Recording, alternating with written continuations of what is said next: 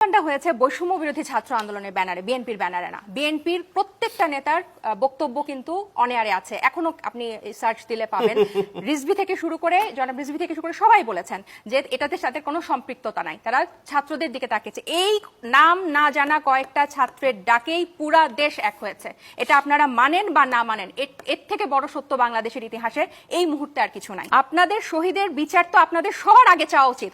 আপনাদের শহীদের বিচার আপনারা না চেয়ে আপনারা সেটার উপর দাঁড়ায় আপনারা নির্বাচন চাচ্ছেন। মাত্র 7 মাস পার হয়েছে, এখনো কিন্তু রক্তের দাগ শুকায় নাই। অনেকে কিন্তু এখনো হাসপাতাল থেকে, পুনর্বাসন কেন্দ্র থেকে এখনো বাসায় যায় নাই। তাহলে এটার উপর দাঁড়ায় যদি আবার নির্বাচন বলেন এবং শহীদ জারি হোক, এই দেশেরই শহীদ, সেটা ছাত্রদের শহীদ হোক, বিএনপির শহীদ হোক, জামাতের শহীদ হোক, এই শহীদদের বিচার না চেয়ে এবং শহীদদের রক্তের উপর দাঁড়িয়ে যদি আবার আপনারা ক্ষমতায় যাওয়ার জন্য, যে 15 বছর ক্ষমতা থেকে দূরে রাখা হয়েছে, এখন ক্ষমতা যাওয়ার জন্য সবকিছু বাদ, আমরা নির্বাচন দাও, আমরা ক্ষমতায় যাব, সেটা জনগণের সাথে এবং এই শহীদদের সাথে বেইমানি করা হবে।